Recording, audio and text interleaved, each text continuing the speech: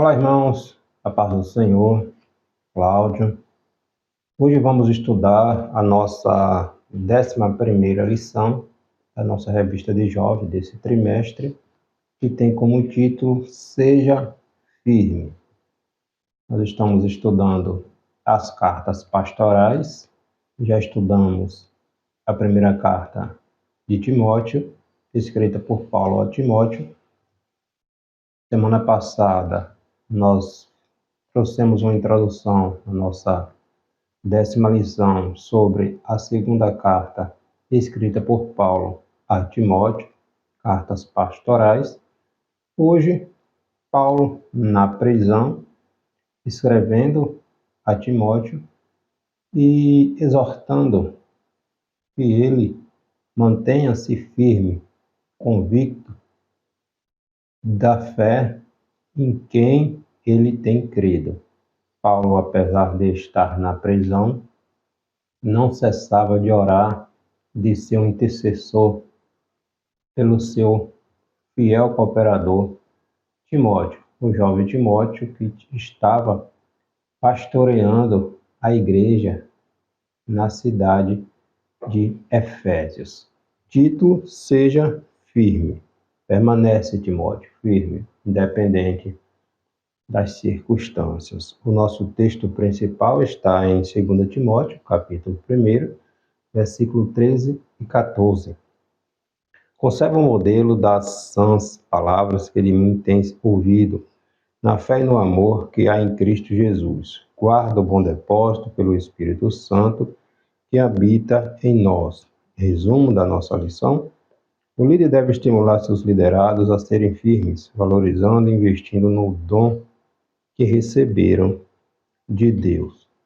Os objetivos desta nossa lição: mostrar quais eram as lembranças de Paulo dos momentos que passou com seu filho na fé, Timóteo, explicar o fato de que Paulo exortou a Timóteo para que despertasse o dom este que ele havia recebido pela imposição de mãos, e saber que não devemos nos envergonhar jamais do Evangelho de Cristo.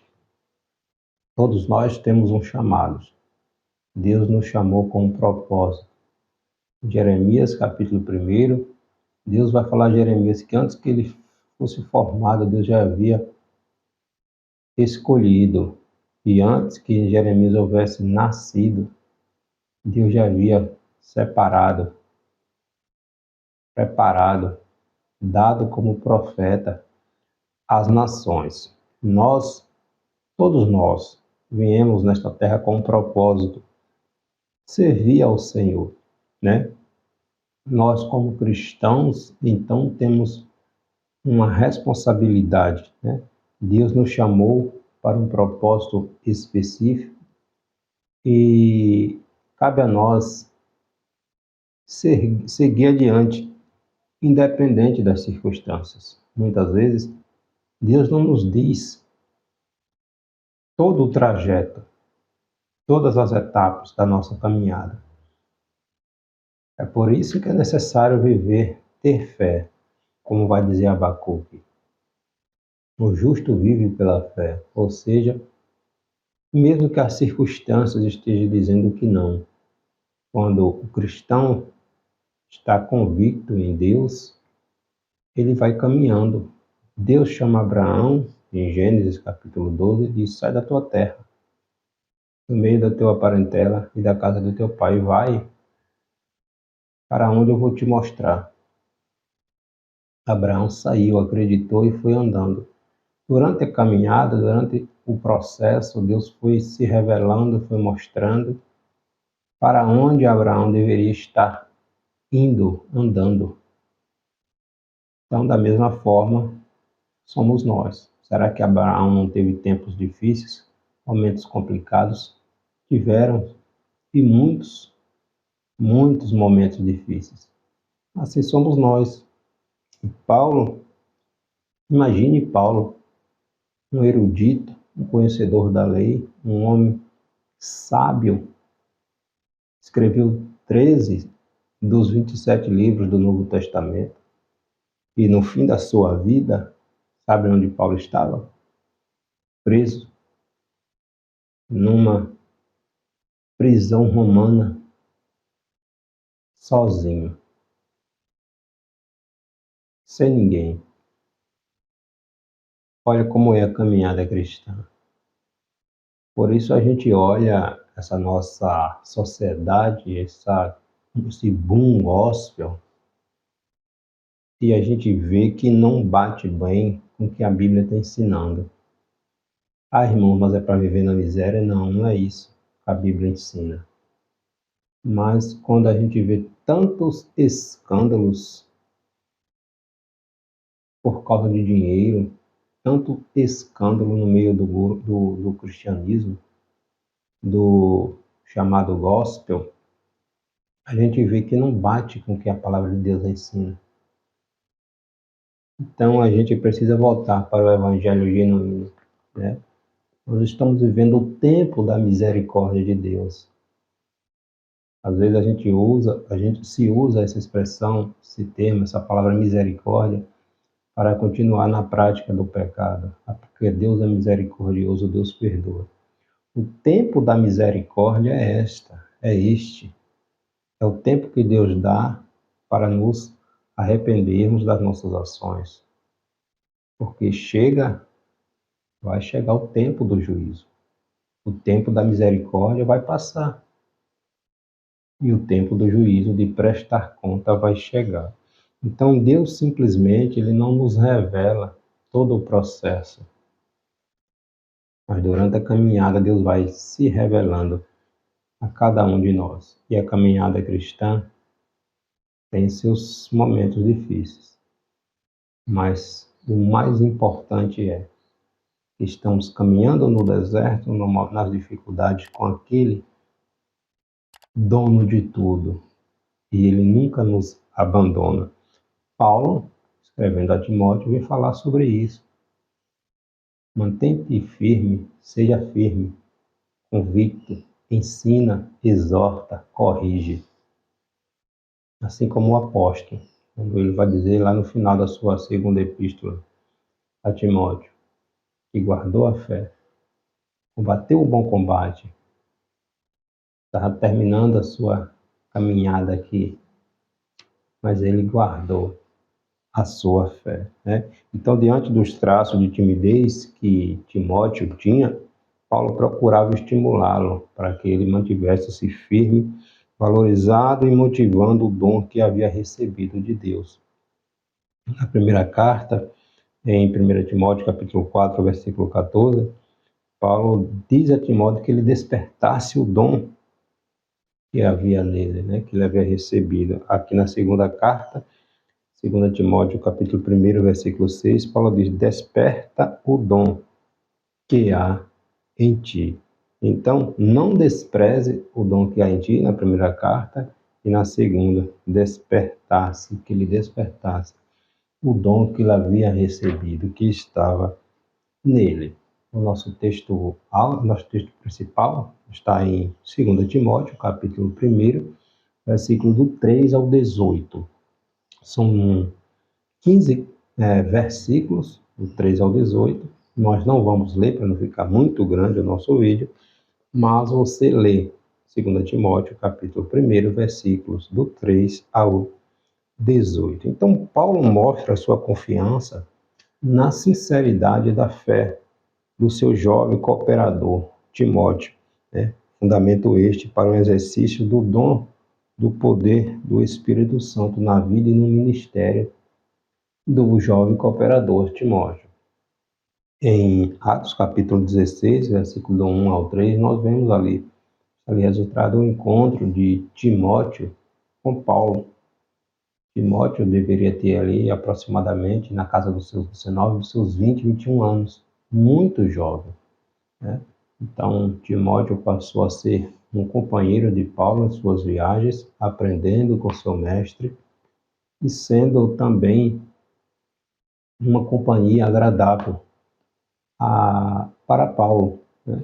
Tanto que Paulo deixou Timóteo como seu representante ali na igreja de Éfeso. Lembrando que Éfeso era a principal cidade ali da Ásia Menor. Em Éfeso ficava o templo da deusa Diana. Então era uma cidade muito cosmopolita e uma cidade muito pagã. E a confiança que Paulo tinha em Timóteo deixou Timóteo como pastor daquela igreja. Nós vimos na primeira carta Paulo, instruções de Paulo a Timóteo, para que ele pregasse a sã doutrina, né? Fosse firme na pregação da sã doutrina, ensinasse sobre o comportamento da igreja, ensinasse, fosse incisivo na questão da disciplina, e quando fosse separar alguém para o presbitério, para o diaconato, né, comportamento que as irmãs, as mulheres deveriam ter na igreja. Então, como são cartas pastorais, são doutrinas, ensinamentos de como deve viver um genuíno cristão. Tudo para a glória de Deus. O nosso primeiro tópico desta lição, as lembranças de Paulo, né? Momentos que marcaram ali a companhia entre Paulo e Timóteo. E essas memórias que Paulo, essas lembranças que Paulo tinha, a psicologia moderna vai conceituá-la como memórias afetivas, esses momentos bons, né, que Paulo tinha ali na companhia do seu jovem cooperador, seu jovem pastor Timóteo. Paulo estava preso, né? Os momentos vividos por Paulo com Timóteo vieram à sua mente de maneira mais profunda e afetuosa quando ele estava preso em Roma. As condições difíceis desse seu segundo aprisionamento e o avanço do seu processo judicial que apontava para o fim, para o martírio do apóstolo. Esta foi a segunda prisão de Paulo. Na primeira prisão, ele havia sido preso em Jerusalém, e de Jerusalém, preso pelos judeus, né? De Jerusalém foi levado até Roma para ser julgado, e nesse inteirinho aí entre Jerusalém e Roma, Paulo ficou aproximadamente ali 5 anos preso. Na primeira prisão, quando ele estava em Roma, a prisão dele era uma prisão domiciliar, não era num calabouço, numa prisão solitário, sozinho, sem a companhia de ninguém, não estava acorrentado. Essa segunda prisão, nós vimos na lição anterior, Paulo foi preso como um dos principais acusados do incêndio que Nero, o ímpio Nero, fez em Roma e acusou os cristãos. E encabeçou ali Paulo como um dos principais culpados pelo incêndio que Nero e a sua turma colocaram em Roma, né? E Paulo estava sendo acusado como um dos líderes deste movimento que colocou fogo em Roma. Então a situação de Paulo era muito difícil, estava muito difícil, estava sozinho, e ele escreve esta segunda carta. Este foi o último livro que o apóstolo Paulo escreveu, né? Ele estava em uma situação difícil, chegando já o tempo do seu martírio. Então, as condições difíceis do seu segundo aprisionamento e o avanço do seu processo judicial apontava para o seu fim, para o seu martírio. Certamente contribuíram para que Paulo buscasse em sua memória momentos que trouxessem alegria. Ele lembra do seu companheiro, do seu amigo, do seu jovem cooperador que ele tinha como um filho. Da mesma forma, Timóteo tinha Paulo como um filho, né? Há momentos difíceis que o apóstolo viveu ali na prisão romana e culminou com a sua morte. Então, Paulo escreve a Timóteo e é um exemplo para nós. E a recompensa vem de Deus. Às vezes a gente não compreende Porque cristão passa por tantas dificuldades, mas o maior exemplo que nós temos é Jesus. No Salmo 73, Asaf também tinha esses questionamentos. O levita, o salmista Asaf tinha esse questionamento, porque o ímpio passa por tantas provações, né? Nós estamos falando daquele que vive o evangelho genuíno, meus irmãos, porque hoje nós temos visto totalmente o contrário, né? O dinheiro falando muito mais alto, se vende profecias, os chamados profetas do Pix, enfim, a gente não vai entrar nessa questão, mas é um evangelho totalmente diferente do que nós aprendemos com a palavra de Deus. Claro, Paulo diz, digno é o obreiro do seu salário, mas quando a gente para analisar, existe muitas situações aí fora do que a palavra de Deus ensina, né? Então, acaba escandalizando, e esse escândalo afasta outros do Evangelho, que deveria ser alcançados pelo Evangelho, mas por causa de tantos escândalos que nós vemos hoje, nesta era digital, cristãos vendidos, que não pregam sã doutrina, não prega a palavra de Deus, só prega aquilo que massageia, aquilo que não vai confrontar, e nós vemos o que está acontecendo aí, né? Com nossa sociedade, com o meio cristão, com tantos escândalos e levando muitos a ter vergonha do Evangelho. Mas quando segue a doutrina cristã, como Paulo ensina, como Paulo escreveu, Paulo diz, não se envergonhe do Evangelho de Cristo, porque é poder de Deus para a transformação. E, novamente, nós estamos vivendo o tempo da misericórdia de Deus. É o período da misericórdia, mas o período da misericórdia vai se findar e iniciará o período do juízo. E aí as coisas são diferentes, né? Será diferente. Então, as memórias eram boas e bem reconfortantes naquele difícil momento que Paulo vivia. Essas lembranças do companheiro, do amigo, do filho, né, que ele tinha Timóteo como filho, eram que Paulo, lembrando desses momentos, ele escreve a Timóteo: dou graças a Deus, a quem desde meus antepassados sirvo com uma consciência pura, porque sem cessar faço memória de ti nas minhas orações, dia e noite. Paulo, lembrando de Timóteo, do seu companheiro, do seu filho, e orando para que ele mantivesse-se firme na fé, pregando e ensinando a sã doutrina. O relacionamento entre Paulo e Timóteo é um dos muitos fatores de inspiração na vida desses dois grandes vultos, homens de Deus do Novo Testamento. São exemplos de fé e dedicação, além de exemplo de companheirismo, lealdade e afetuosidade. Timóteo servia a Paulo como um pai. Em Filipenses, capítulo 2, versículo 22, ali, Timóteo tinha Paulo como um pai. A Bíblia não fala, o pai de Paulo não era, o pai de Timóteo não era judeu, né? Não era judeu, sua mãe era judia.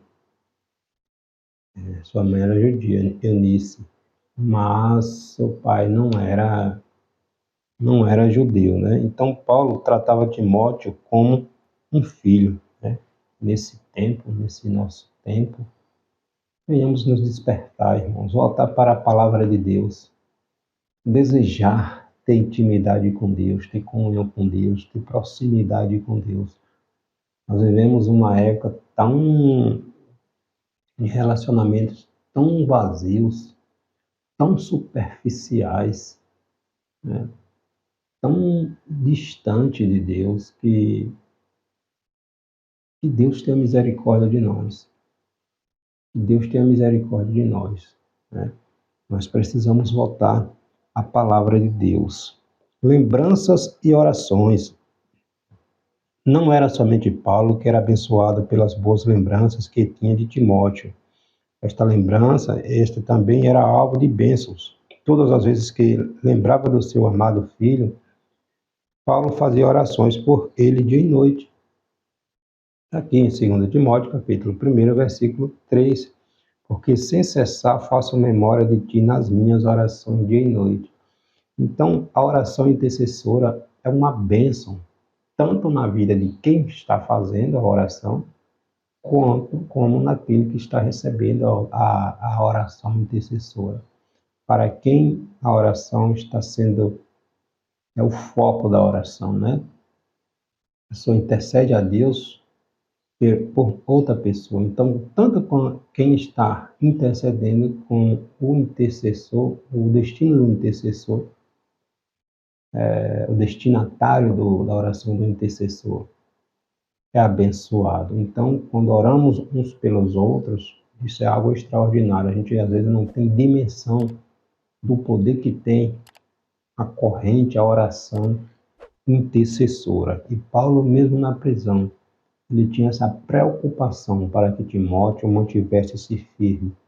Paulo estava partindo, mas um tempo Paulo estaria partindo e Timóteo estaria dando continuidade sem o apoio do seu mentor, do seu líder, do seu pai. E Paulo e Timóteo precisava manter-se firme. Desperte o dom, nosso segundo tópico. A força ministerial de Timóteo vinha do dom divino que recebera pela imposição das mãos dos presbíteros, incluindo o próprio Paulo, está lá em 1 Timóteo, capítulo 4, versículo 14. Era um poder interior que o capacitava para o exercício de sua missão. Agora, Timóteo precisava despertar esse dom que habitava nele, né? Manter acesa a chama, o fogo do Espírito Santo na sua vida. Não que Timóteo tivesse desanimado ou frio na fé, mas que precisava manter-se ativo, avivado com o dom que havia recebido. O jovem pastor precisava de um novo encorajamento, né? Nova inspiração para o pleno desenvolvimento de seu ministério diante da sua inclinação à timidez. Timóteo, pelo que vemos no estudo das cartas, era muito tímido, né? Era um jovem bastante tímido. Por isso, Paulo é incisivo, né, a respeito do seu jovem cooperador, porque Paulo sabia que ele ia encontrar na primeira carta, capítulo 1, versículo 3, Paulo vai dizer ali, ó, ensina sã doutrina, né? Ser incisivo, ensina sã doutrina, porque tinha falsos mestres, falsos doutores, falsos cristãos dentro da própria igreja que estavam distorcendo o evangelho. Então Paulo chega a Timóteo e diz, ensina a sã doutrina. Paulo sabia que Timóteo, até pela sua idade, muitos olhariam desconfiados, não dando muito crédito àquele jovem pastor, em virtude dele ser ainda solteiro, né? Era um jovem solteiro e na liderança de uma igreja na principal cidade ali da Ásia Menor. Então ninguém está isento de viver essas fases espirituais difíceis na vida. A caminhada cristã é difícil. O próprio Paulo estava preso quando escreveu esta carta, né? Nas quais a busca de uma experiência mais profunda com Deus seja fundamental para prosseguir na jornada da fé, como aconteceu com o próprio profeta Elias. Vocês estavam lá em 1 Reis, capítulo 19. Elias havia tido aquele embate ali no Monte Carmelo com os profetas de Baal e de Azera. 400, 450, 850 profetas pagãos, e Deus mandou fogo do céu, consumiu o holocausto. Elias e os que estavam com ele ali mataram os profetas de Baal e de Azera. Quando Jezabel teve conhecimento deste fato, Jezabel estava em Jezreel, né, onde também tinha ali um palácio do rei. Jezabel ficou sabendo de Acabe. Jezabel disse, avisa Elias que a mesma coisa aconteça comigo se amanhã, nesse mesmo horário, ele não estiver morto. E Elias, um grande homem de Deus, um profeta usado por Deus, temeu, temeu. Fugiu, desceu para o deserto e bateu o desânimo em Elias, a tristeza. Assim a caminhada cristã. Aí Elias pediu a morte, deitou, pediu a Deus que a morte. E ele não era melhor do que seus pais. E, enfim, são momentos da nossa vida cristã que a gente reflete. Não abandonar a fé, mas tanto dor, tanta perseguição, tanta renúncia. É uma vida separada do mundo. E a nossa natureza, a nossa carne, ela clama, ela é tendenciosa a compactuar com tudo do mundo. Veja bem que nós não somos daqui, mas nós vivemos aqui, nós nascemos aqui, nos criamos aqui, estamos familiarizados aqui. Mas quando somos separados, nós, apesar de estarmos aqui, nós não pertencemos mais aqui. Entende? Então há este conflito. Há este conflito. Então, se o cristão não ora, não se fortalece. Por isso Paulo intercedia, orava tanto por Timóteo, né? Porque se a gente não ora, a gente não se fortalece, a gente não tem intimidade, a gente não vislumbra as coisas do céu. Mas ser cristão exige coisas, exige renúncias, e nem todos estão dispostos a isso. No Evangelho de Mateus, escrito por Mateus, Evangelho de Jesus, escrito por Mateus, capítulo 5, ali, quando Jesus vai discorrer sobre o Sermão da Montanha, Jesus vai dizer que a porta que conduz ao céu é estreita e nem todos a encontram, já que conduz para a perdição é larga e muitos entram por ela, porque não exige sacrifícios, não exige renúncia. Entende? Ser cristão verdadeiro, segundo a palavra de Deus, a gente tem um exemplo aqui com Paulo. A gente tem um exemplo com Paulo. Quando olhamos a história da igreja primitiva dos irmãos, muitos, milhares defenderam a sua fé com a vida. Com a vida. Então, esse evangelho relativista, light, que fique como está, não precisa mudar. A gente vê as pessoas que se declaram cristãos, mas a gente não vê mudança exterior nenhuma. Porque a mudança ela começa por dentro, mas ela vai refletir no nosso exterior. Não tem como não refletir. Aquele que tem o brilho do Espírito Santo, as coisas do mundo não encaixam mais nele. Então, quando a gente vemos pessoas que se declaram cristãs, mas vivem como se não fosse, não encaixa, não encaixa. Não é ser religioso. Não é ser religioso, é porque não encaixa com o que a palavra de Deus ensina, né? A mudança na maneira de falar, na maneira de agir, de se comportar. A mudança, porque o fruto do Espírito, lá em Gálatas, capítulo 5, versículo 22, vai se desenvolvendo na vida do cristão. Mas quando não vemos esse fruto, não dá, não encaixa, né? Então, quando a gente volta para estudar a palavra de Deus com mais atenção, a gente observa que tem coisas que estão fora do lugar.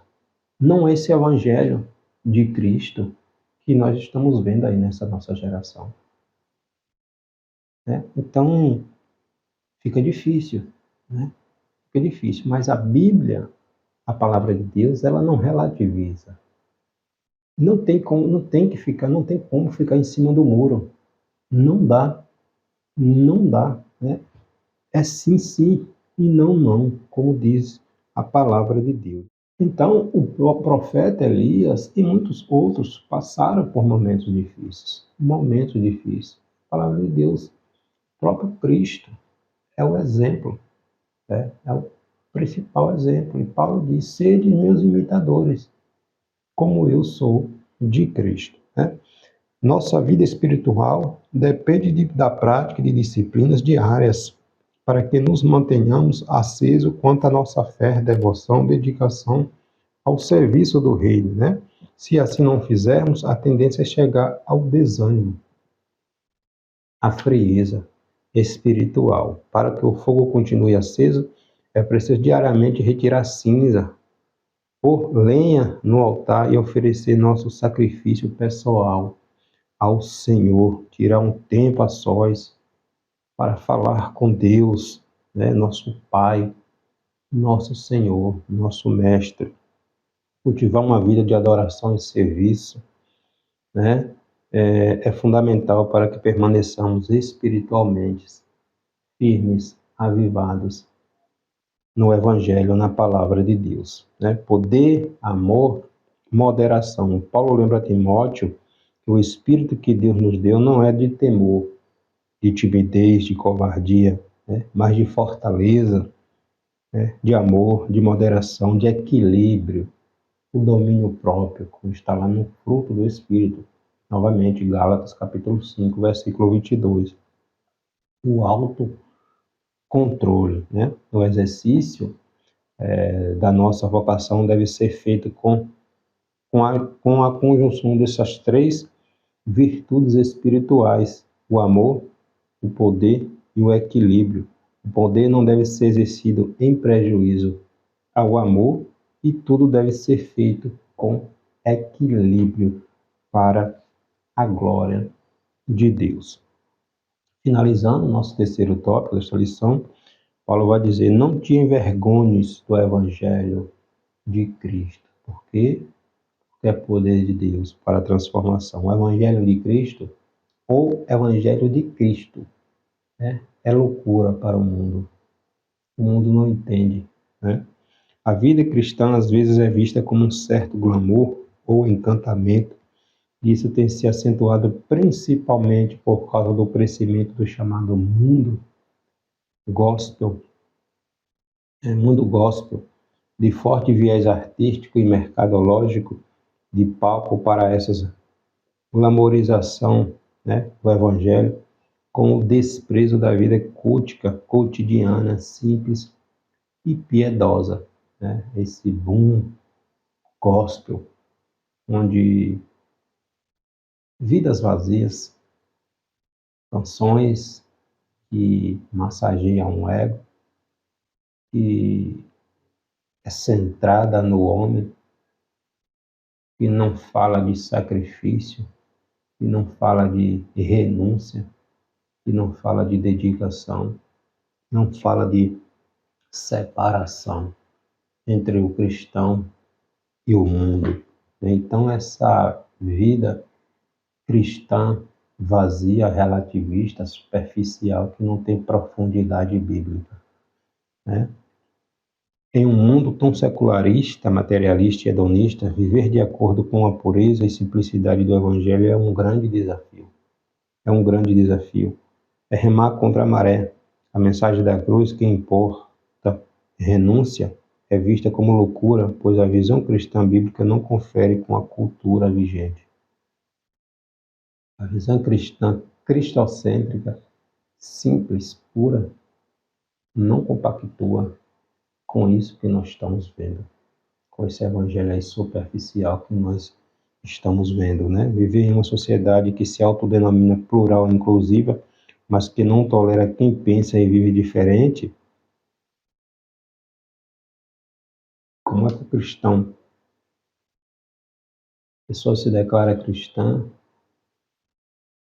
e ela é a favor desse progressismo, desse sistema progressivo, político, ideológico, progressivo, que é a favor da legalização do aborto, a legalização das drogas, da legalização do homossexualismo, da legalização de tudo que é contrário à palavra de Deus. Então, não encaixa, gente. Não encaixa. Se eu defender o Evangelho de Cristo e ser apoiador de um sistema ideológico, filosófico, que é contrário àquilo que a palavra de Deus ensina, não dá, não encaixa.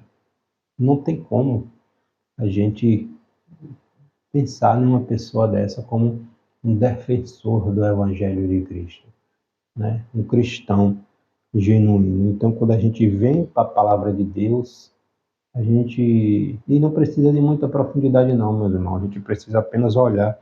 A gente vai ver que não encaixa. Não encaixa esse modelo de gospel que vemos em nossa sociedade e o que a palavra de Deus ensina. Paulo estava preso por pregar o Evangelho. Um Evangelho simples, mas transformador. Timóteo precisava de encorajamento que vem do Espírito Santo para viver como cristão convicto. Somente uma transformação profunda a partir do nosso interior nos capacita a manifestar o caráter de Cristo em nossas vidas e sermos testemunhas neste mundo. Atos capítulo 1, versículo 8. Mas recebereis o poder do Espírito Santo para seres minhas testemunhas, né? Então, as prisões de Paulo não podiam intimidar Timóteo, pelo contrário, deveria servir de estímulo para que o jovem pastor, também participasse das aflições do Evangelho segundo o poder de Deus. Além dos sofrimentos comum ao exercício da sua missão pastoral em Éfeso, Timóteo havia compartilhado de muitas das aflições do apóstolo durante as várias viagens que fizeram juntos. Em 2 Coríntios, capítulo 11, versículo 22, Paulo começa a discorrer ali de tudo o que ele passou por defender o Evangelho de Cristo. Prisões, açoites, naufrágios, tudo, né? Tudo Paulo passou, perigo de morte, perseguição dos judeus, dos gentios, enfim, por amor ao Evangelho de Cristo. Então, o próprio Timóteo já teria experimentado uma experiência dessa, ou estaria a experimentar, né? Como está lá em Hebreus, capítulo 13, versículo 23, que Timóteo também foi preso por amor ao Evangelho. E segundo a tradição, assim como Paulo, que foi martirizado no ano ali de 68, depois de Cristo, né? Teve a cabeça ali decapitada, o próprio Timóteo também foi, segundo a tradição, foi martirizado, defendendo o Evangelho de Cristo. Carta pastoral. Isso aqui é ensinamento bíblico, é doutrina. É doutrina. Então, quando a gente volta para a palavra de Deus, estudando ela, a gente vê que esse movimento que nós vivemos, né, esse nosso dias não encaixa bem com o que a palavra de Deus ensina, né? Então, sei em quem tenho crido. É o que Paulo vai dizer no final da sua vida, né? Esta é uma das mais belas declarações de fé feita por Paulo, diante de tudo que ele estava enfrentando, já havia enfrentado, sofrendo dentro da prisão romana, né? Da prisão romana ali, aprisionado, preso, acorrentado, esperando o fim, o dia da sua partida, né? A prisão mamertina, que era o nome da prisão romana, onde Paulo estava preso, o apóstolo fala do seu padecimento para em seguida expressar sua mais profunda convicção espiritual. Ele diz: eu sei em quem tenho crido e estou certo de que é poderoso para guardar o meu depósito até aquele dia. Um homem extremamente culto, sábio, mas teve tudo por nada para defender o Evangelho de Cristo. Desde o momento que ele teve um encontro com Cristo, registrado lá em Atos, indo para Damasco, né? Paulo teve tudo por nada, por amor do Evangelho.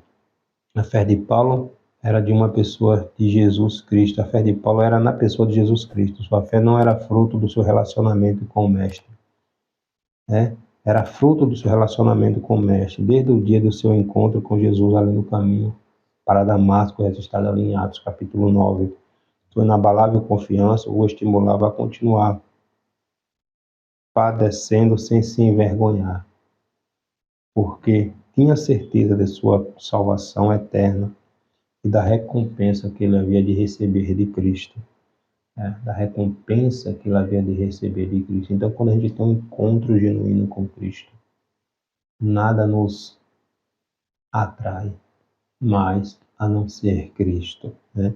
Ancorado nessa fé, Paulo exorta Timóteo a permanecer firme, conservando o modelo da sã doutrina, a correta doutrina que havia recebido de Paulo, na fé e no amor que há em Cristo Jesus.